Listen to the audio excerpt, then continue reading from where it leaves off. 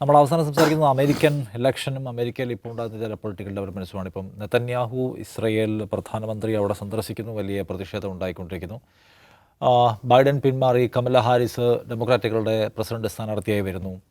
Vice president Kamala Haris ഇദ്ദേഹവുമായിട്ടുള്ള കോൺഗ്രസിൽ ഇദ്ദേഹത്തിനോടൊപ്പം സമയം ചെലവഴിക്കാൻ അദ്ദേഹം അഡ്രസ്സ് ചെയ്യുന്ന പരിപാടി പങ്കെടുക്കാൻ തയ്യാറാവുന്നില്ല. അദ്ദേഹമായിട്ടുള്ള കൂടിക്കാഴ്ചയിൽ വാർ അവസാനിപ്പിക്കേണ്ട സമയമായി, നിങ്ങളുടെ ആഭ്യന്തര സുരക്ഷ ഉറപ്പാക്കുക, വാർ അവസാനിപ്പിക്കുക എന്നാണ് നയം എന്ന് പറയുന്നു.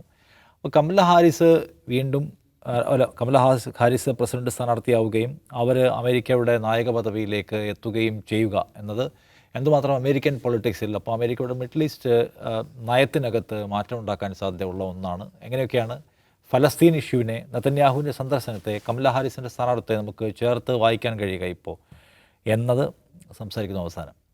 ദൗസേവൻ എന്താണ് തോന്നുന്നത്? കമല ഹാരിസിൻ്റെ പേര് അമേരിക്കൻ പ്രസിഡന്റ് തെരഞ്ഞെടുപ്പിൽ ഉയർന്നു കേൾക്കുമ്പോൾ അത് മിഡിൽ ഈസ്റ്റിലെ ഇപ്പോഴത്തെ കോൺഫ്ലിക്റ്റുമായി ബന്ധപ്പെട്ട് എന്തൊക്കെ തരത്തിലുള്ള വിശകലന സാധ്യതയുള്ള ഒന്നാണ്? അതിൽ ഒരു കാര്യം നമ്മൾ കാണേണ്ടത്, ഈ നെതന്യാഹുവിൻ്റെ അമേരിക്കൻ വിസിറ്റ് തീരുമാനിക്കുന്നത് ഈ കമല ഹാരിസ് പ്രസിഡന്റ് കാൻഡിഡേറ്റ് ആയിട്ട് തീരുമാനിക്കുന്നതിന് മുമ്പ് തന്നെ തീരുമാനിക്കുന്നുണ്ട്. പക്ഷെ അതിലുണ്ടായൊരു സംഭവം എന്ന് വെച്ചാൽ, നെതന്യാഹു അമേരിക്കയിൽ എത്തുമ്പോഴേക്ക് ഈ സാധാരണഗതിയിൽ ഒരു ഇസ്രായേൽ പ്രസിഡന്റ് വാഷിങ്ടണിൽ വണ്ടി ഇറങ്ങിക്കഴിഞ്ഞാൽ അയാളാണ് വാർത്തകൾ ഫോക്കസ് ആവുന്ന ഒരാൾ എല്ലായ്പ്പോഴും. പക്ഷേ നെതന്യാഹു അമേരിക്കയിൽ എത്തുന്നതോടുകൂടി ഈ പറയുന്ന സംഭവങ്ങളൊക്കെ ഉണ്ടാകുന്നു. ബൈഡൻ്റെ പിന്മാറ്റം ഉണ്ടാകുന്നു, കമല ഹാരിസ് നോമിനേറ്റ് ചെയ്യപ്പെടുന്നു. അപ്പോൾ ഒരു ഫോക്കസ് നഷ്ടപ്പെട്ടു പോയി. അതാണ് ഏറ്റവും പ്രധാനപ്പെട്ട നെതന്യാഹുവിനുണ്ടായിട്ടുള്ള ഒരു നഷ്ടം എന്ന് പറയുന്നത്. അപ്പോൾ ഒരു കാര്യം മനസ്സിലാക്കും, ഒക്ടോബർ 7 ശേഷം ആദ്യമായിട്ടാണ് അദ്ദേഹം വിമാനം കയറുന്നത്. അത് വളരെ പ്രധാനപ്പെട്ട കാര്യമാണ്. ഈ അവിടെ ഹമാസിൻ്റെ നേതാക്കന്മാർ പോലും പല ലോക തലസ്ഥാനങ്ങളിലും യാത്ര ചെയ്യുമ്പോൾ നെതന്യാഹു ടെലവീവിൽ തന്നെ നിൽക്കുമായിരുന്നു. അദ്ദേഹത്തിൻ്റെ ആദ്യത്തെ വിദേശ യാത്രയാണ്. അപ്പോൾ അമേരിക്കൻ മാധ്യമങ്ങൾ വരെ പറയുന്നത് ഔട്ട്സ്റ്റേജ്ഡായി മറ്റു പല സംഗതികൾ വന്നിട്ട് ഇദ്ദേഹത്തിൻ്റെ ഒരു സാന്നിധ്യം തന്നെ ശ്രദ്ധിക്കപ്പെടാത്ത ഒരു രീതിയിലേക്ക് പോകുന്നു. അപ്പോൾ ഈ പറയുന്ന യുദ്ധം നിർത്തണം എന്ന് പറയുന്ന ലോകത്തെല്ലാ ഭാഗത്തു നിന്നുള്ള സമ്മർദ്ദം ശക്തമാകുന്നു. അതിനിടയിൽ അമേരിക്കൻ പിന്തുണ കുറച്ചും കൂടെ സിമെൻ്റ് ചെയ്യുക എന്നതായിരിക്കും നെതന്യാഹുവിൻ്റെ യാത്രയുടെ ഏറ്റവും പ്രധാനപ്പെട്ട ഉദ്ദേശം. അദ്ദേഹം അമേരിക്കൻ കോൺഗ്രസിനെ അഭിസംബോധന ചെയ്യുമ്പോൾ പ്രധാനപ്പെട്ട പലരും അവിടെ പ്രസൻ്റ് അല്ല. ഡെമോക്രാറ്റ് പാർട്ടിയുടെ അംഗങ്ങൾ പലരും ഔദ്യോഗികമായിട്ട് തന്നെ ഇത് ബഹിഷ്കരിക്കുന്നു. പങ്കെടുത്ത പലരും പ്ലക്കാർഡ്സ് ഉയർത്തുന്നു. ജിനോസൈഡ്, നിങ്ങൾ കോംപ്ലിസിറ്റ് ഇൻ ജിനോസൈഡ് എന്നൊക്കെ പറഞ്ഞുള്ള പ്ലക്കാർഡുകൾ ഉയർത്തുന്നു. അതൊക്കെ പുറത്ത് 10,000-കണക്കിന് മനുഷ്യർ പങ്കെടുത്ത റാലി കണക്കാണ്. അത് ശ്രദ്ധിക്കണം. ആ റാലിയിൽ അമേരിക്കൻ പതാക കത്തിക്കുന്നുണ്ട്. അമേരിക്കൻ വൈറ്റ് ഹൗസിന് മുമ്പിൽ, അവരുടെ ക്യാപിറ്റൽ ഹില്ലിന് മുമ്പിൽ നടക്കുന്ന ഒരു പ്രതിഷേധ പ്രകടനത്തിൽ അമേരിക്കൻ പതാക കത്തിക്കുകയാണ്. 10,000-കണക്കിന് മനുഷ്യർ പലസ്തീൻ പതാക പാറിപ്പിച്ചുകൊണ്ട് പ്രകടനം നടത്തുന്നു. അദ്ദേഹം തങ്ങിയ ഹോട്ടലിന് മുമ്പിൽ പ്രതിഷേധം നടക്കുന്നു. ഹോട്ടലിനകത്ത് അതെന്ന് വെച്ചാൽ കോൺഫറൻസ് റൂമിലടക്കം പുഴുക്കളെയും മൂട്ടകളെയും ആളുകൾ കൊണ്ടുപോയി ഇടുകയാണ്. ആ നിലക്ക് പ്രതിഷേധം അവിടെ വരെ എത്തി. അപ്പോൾ അത് ഈ ട്രംപിൻ്റെ റാലിയിലുണ്ടായിട്ടുള്ള ആ മിസ്ഹാപ്പ് ഉണ്ടല്ലോ, അതിനുശേഷം സീക്രട്ട് സർവീസിൻ്റെ മറ്റൊരു പരാജയമായിട്ട് ആ നിലക്കുള്ള വിവാദങ്ങൾ അമേരിക്കക്കകത്ത് നടക്കുകയാണ്. അപ്പോൾ ഒരു ഇസ്രായേലി പ്രസിഡന്റ് അമേരിക്കൻ ക്യാപിറ്റലിൽ ഇത്രയധികം അപമാനിതനായ ഒരു സന്ദർഭം ഉണ്ടായിട്ടില്ല എന്നുള്ളതാണ് ഈ വിസിറ്റിനെ കുറിച്ച് അമേരിക്കൻ മാധ്യമങ്ങൾ തന്നെ പറയുന്നൊരു കാര്യം. അദ്ദേഹം കോൺഗ്രസ്സിൽ എന്താണ് പ്രസംഗിച്ചത് നോക്കണം. അദ്ദേഹത്തിൻ്റെ യാത്രയുടെ 1-ാമത്തെ ദിവസം പ്രത്യേകിച്ചൊരു പരിപാടി ഉണ്ടായിരുന്നില്ല. അദ്ദേഹത്തിൻ്റെ കൂടെ തന്നെ അദ്ദേഹത്തിൻ്റെ ഫ്ലൈറ്റിൽ വന്ന ഈ ഹോസ്റ്റേജസിൻ്റെ ബന്ധുക്കളുമായിട്ട് അദ്ദേഹം സമയം ചെലവിടുകയാണ് ചെയ്തത്. ട്രംപുമായിട്ടുള്ള അദ്ദേഹത്തിൻ്റെ കൂടിക്കാഴ്ച ഇന്നാണ് നടക്കേണ്ടത്. അതും ട്രംപ് വാഷിങ്ടണിലേക്ക് വന്നിട്ടില്ല. ട്രംപ് ഇരിക്കുന്ന ഫ്ലോറിഡയിലെ പുള്ളിയുടെ എസ്റ്റേറ്റിൽ നെതന്യാഹു അങ്ങോട്ട് ചെല്ലുകയാണ് ചെയ്യുന്നത്. അതിനു മുമ്പ് ട്രംപ് തന്നെ സ്റ്റേറ്റ്മെൻറ്റ് നടത്തിയിട്ടുണ്ട്, പെട്ടെന്ന് പാക്ക് ചെയ്യണമെന്ന് പറഞ്ഞിട്ടുണ്ട്. പരിപാടികൾ യുദ്ധം പെട്ടെന്ന് പാക്ക് ചെയ്യണം എന്ന സ്വഭാവത്തിൽ അദ്ദേഹം പ്രസ്താവന നടക്കുന്നുണ്ട്. പിന്നെയുള്ളത് കമല ഹാരിസുമായുള്ള കൂടിക്കാഴ്ചയാണ്. കമല ഹാരിസുമായുള്ള കൂടിക്കാഴ്ച തന്നെ നടക്കുമോ ഇല്ലയോ എന്നുള്ള ഒരു സംശയം ഉണ്ടായിരുന്നു. കൂടിക്കാഴ്ചയ്ക്ക് ശേഷം കമല ഹാരിസ് നടത്തിയ പ്രസ്താവന അത് ഇസ്രായേലിൽ വലിയ നിലക്ക് തലവേദന ഉണ്ടായിട്ടുണ്ട്. കാരണം കറ്റാസ്ട്രോഫിക് ക്രൈസിസ് എന്നാണ് അവർ ഗസയിലെ സ്ഥിതിയെക്കുറിച്ച് കമല ഹാരിസ് പറയുന്നത്. അപ്പോൾ ഈ കറ്റാസ്ട്രോഫിക് ക്രൈസിസ് എത്രയും പെട്ടെന്ന് അവസാനിപ്പിക്കണം, യുദ്ധവിരാമം ഉണ്ടാവണം എന്നവർ പരസ്യമായി പ്രഖ്യാപിക്കുന്നു. അതിനെക്കുറിച്ച് ഈ ഇസ്രായേലി മന്ത്രിമാർ തന്നെ പരസ്യമായിട്ട് കമലയെ വളരെ മോശമായിട്ട് അധിക്ഷേപിച്ചുകൊണ്ട് പ്രസ്താവന നടത്തുന്നത്. അവിടുത്തെ ഈ ഫിനാൻസ് മിനിസ്റ്റർ ബെസ്ലേൽ സ്മോട്രിഷും സെക്യൂരിറ്റി മിനിസ്റ്ററൊക്കെ കമലയ്ക്കെതിരെ പരസ്യമായിട്ട് പ്രസ്താവന നടത്തുന്നുണ്ട്. അപ്പോൾ എന്താണോ നെതന്യാഹു ഉദ്ദേശിച്ചത് അത് നടന്നില്ലെന്ന് മാത്രമല്ല, മറ്റൊരു നിലയ്ക്കൊരു പബ്ലിക് റിലേഷൻ ഡിസാസ്റ്ററായിട്ട് മാറുകയാണ് ചെയ്തത്. അപ്പോൾ അദ്ദേഹം കോൺഗ്രസ്സിൽ നടത്തിയ പ്രസംഗത്തിൽ ഒരു പരാമർശം വളരെ രൂക്ഷമായ ഭാഷയിൽ ഈ പ്രകടനക്കാരെ അദ്ദേഹം പരാമർശിക്കുന്നത്. അതിൽ അദ്ദേഹം ഉപയോഗിക്കുന്ന ഒരു വാക്കെന്ന് വെച്ചിട്ടുണ്ടെങ്കിൽ ഇഡിയറ്റ്സ് ഓഫ് ഇറാൻ എന്നാണ്. ഈ അമേരിക്കൻ പൗരന്മാരായിട്ടുള്ള 10,000-കണക്കിന് മനുഷ്യർ ക്യാപിറ്റൽ ഹില്ലിൽ ഇങ്ങനെ തടിച്ചു കൂടിയിരിക്കുകയാണ്. അവരെക്കുറിച്ചാണ് അമേരിക്കൻ കോൺഗ്രസ്സിൽ അമേരിക്കക്കാരനല്ലാതെ നെതന്യാഹു പറയുന്നത് idiots of Iran, proxies of Hamas. ഇതിൽ വൈരുദ്ധ്യമാണ് കാണുന്നത്. ഇദ്ദേഹം എന്താണ് ഞാൻ നടത്തുന്ന ഈ പോരാട്ടം എന്തിനാണ്? ഹമാസിനെ ഇല്ലാതാക്കാനാണ്, ഹമാസിനെ ദുർബലമാക്കാനാണ് എന്നാണല്ലോ അദ്ദേഹം പറയുന്നത്. ഇതേ മനുഷ്യൻ തന്നെ ഇവിടെയുള്ള 10,000-കണക്കിന് മനുഷ്യരെക്കുറിച്ച് എന്താ പറയുന്നത്? പ്രോക്സീസ് ഓഫ് ഹമാസ് എന്ന് പറഞ്ഞാൽ അതിൻ്റെ അർത്ഥം എന്താണ്? ഹമാസ് ദുർബലമായെന്നാണോ ശക്തമായെന്നാണോ? ക്യാപിറ്റൽ ഹിൽ വളയാൻ മാത്രം ഹമാസിന് ശക്തിയുണ്ടെന്നാണ് അദ്ദേഹം പറയുന്നത്. ഈ തടിച്ചു കൂട്ടിയിരിക്കുന്ന 10,000-കണക്കിന് അമേരിക്കക്കാരായിട്ടുള്ള ആണുങ്ങളും പെണ്ണുങ്ങളും അവർ പ്രോക്സീസ് ഓഫ് ഹമാസ് ആണ് എന്നാണ് നെതന്യാഹു പറയുന്നത്. അതിൻ്റെ അർത്ഥം ഒക്ടോബർ 9 ശേഷം ഹമാസ് ഗസയും കടന്ന് വളർന്നു എന്നാണല്ലോ. ഇതാണ് അടിസ്ഥാനപരമായ നെതന്യാഹുവിൻ്റെ ഈ പ്രോജക്റ്റിൻ്റെ പരാജയം.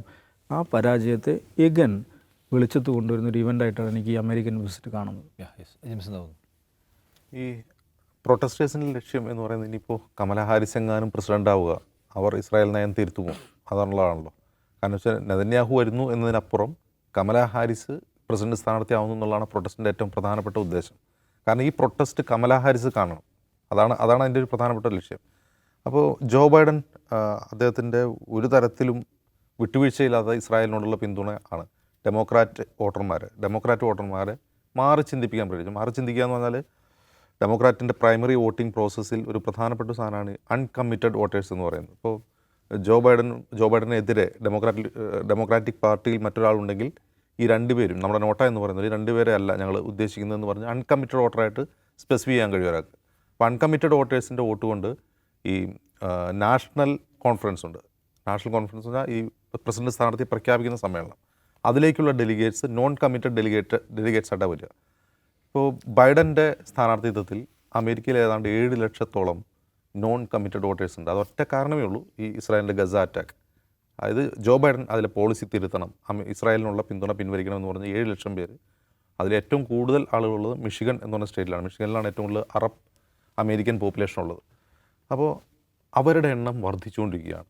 ആ ഒരു നിലപാട്, അതായത് അത് ഡെമോക്രാറ്റ് വോട്ടേഴ്സ് തന്നെയാണ്, പക്ഷേ ഈ ഡെമോക്രാറ്റ് വോട്ടേഴ്സിനെയും കടന്ന് റിപ്പബ്ലിക്കന്മാരിലേക്കും ഈ ഒരു മെസ്സേജ് എത്തിക്കൊണ്ടിരിക്കുന്നു. അതിൻ്റെ കാരണം എന്ന് വെച്ചാൽ ഇപ്പോൾ റിപ്പബ്ലിക്കൻ പാർട്ടിയുടെ തെരഞ്ഞെടുപ്പ് പ്രചാരണത്തിന് ഇസ്രായേൽ ലോബി വലിയ തോതിൽ ഫണ്ട് ചെയ്യുന്നുണ്ട്. ആ ഫണ്ട് ചെയ്യുന്നതിന് ഫലപ്രാപ്തി ഇല്ലാത്താവും വിധം റിപ്പബ്ലിക്കൻ പാർട്ടിയിൽ തന്നെ വളരെ പ്രധാനപ്പെട്ട സെനറ്റർമാരും ഹൗസ് ഓഫ് റെപ്രസെൻറ്റേറ്റീവ് അംഗങ്ങളും ബൈഡൻ്റെ നിലപാടിനെ വിമർശിക്കുന്നു. ഇനി ട്രംപാണ് അധികാരത്തിൽ വരുന്നതെന്ന് കരുതുക, ട്രംപ് തിരഞ്ഞെടുക്കപ്പെട്ടു, ഈ നെതന്യാഹുവിന് അങ്ങനെ ഒരു പൂർണ്ണമായ സപ്പോർട്ട് കിട്ടും എന്ന് ഉറപ്പില്ലാത്ത അവസ്ഥയാണ്.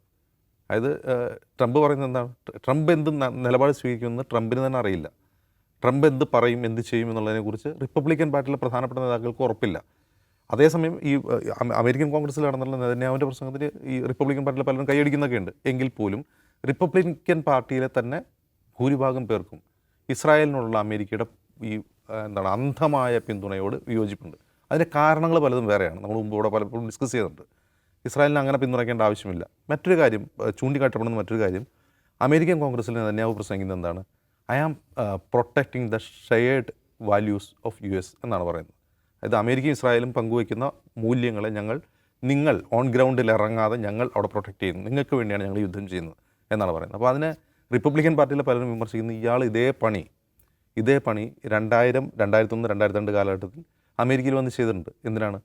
സദ്ദാം ഹുസൈൻ്റെ കയ്യിൽ ന്യൂക്ലിയർ വെപ്പൺ ഉണ്ടാക്കാൻ പോകുന്നു, അതുകൊണ്ട് അവിടെ യുദ്ധം ചെയ്യണമെന്ന് പറഞ്ഞ് ലോബിയിങ് നടത്തിയ ആളാണ് നെതന്യാഹു. ഇയാളുടെ വാക്ക് കേട്ട് ഇയാളെ പിന്തുണച്ച ഒരാളായിരുന്നു ഒബാമയുടെ സ്റ്റേറ്റ് സെക്രട്ടറി ആയിരുന്ന മറ്റേ ജോൺ കെറി.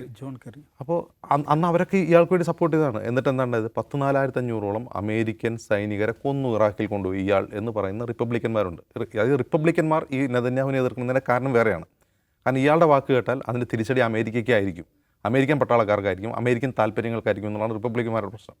അപ്പോൾ നമ്മൾ ഈ വർഷത്തിൻ്റെ ആദ്യം തുടങ്ങിയ ഈ പറയുന്ന പ്രസിഡൻഷ്യൽ റേസിലെ ഈ പ്രൈമറി ടൈമിലുണ്ടായിരുന്ന ഇസ്രായേൽ ഗസ ഇഷ്യൂ അല്ല ഇന്ന് അമേരിക്കയിലെ ഇസ്രായേൽ ഗസ ഇഷ്യൂ.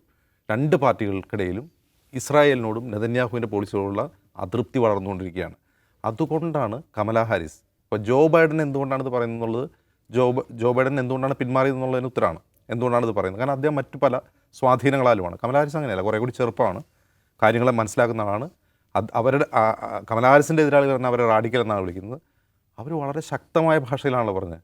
അപ്പോൾ നെതന്യാഹു അമേരിക്കയിലെത്തുക, വൈസ് പ്രസിഡൻ്റായിട്ട് സംസാരിക്കുക, എന്നിട്ട് പറയുകയാണ് ഗസയിലെ യുദ്ധം ഉടനടി അവസാനിപ്പിക്കണമെന്ന് വൈസ് പ്രസിഡന്റ് പറഞ്ഞു കഴിഞ്ഞാൽ അത് അദ്ദേഹത്തിന് മുഖത്തേക്കുന്ന അടിയാണ്. അപ്പോഴും ഈ കമലാ ഹാരിസിന് പ്രസിഡൻ്റായി കഴിഞ്ഞാൽ ഡെമോക്രാറ്റ് ഈ പറയുന്ന അൺകമ്മിറ്റഡ് വോട്ടേഴ്സ് കമലാ ഹാരിസിനെ പൂർണ്ണമായും പിന്തുണയ്ക്കുമോ? കമലാ ഹാരിസ് തന്നെ അതിൽ ശക്തമായ നടപടികളൊന്നും പറയാൻ പറ്റില്ല. കാരണം ഇത് ഇലക്ഷൻ ടൈമാണ്, അവർ വോട്ട് കിട്ടാൻ വേണ്ടി അവരെന്തും പറയും. അതുകൊണ്ട് കമലാ ഹാരിസ് എന്ന ഒരൊറ്റ ഒരാൾ ഒരു അഭിപ്രായം മാറ്റിയാൽ അമേരിക്കയുടെ അഡ്മിനിസ്ട്രേറ്റീവ് സിസ്റ്റം മുഴുവൻ ഇസ്രായേലിനോട് ഇപ്പോൾ യുദ്ധത്തിലുള്ള പിന്തുണ പിൻവലിക്കുമോ എന്നുള്ളത് നമുക്ക് ഉറപ്പിച്ച് പറയാൻ കഴിയില്ല. പക്ഷേ ഒരു പബ്ലിക് സെൻറ്റിമെൻറ്റ് അതിശക്തമായിട്ട് ഇസ്രായേലിനെതിരായിട്ട് വരുന്നുണ്ട്.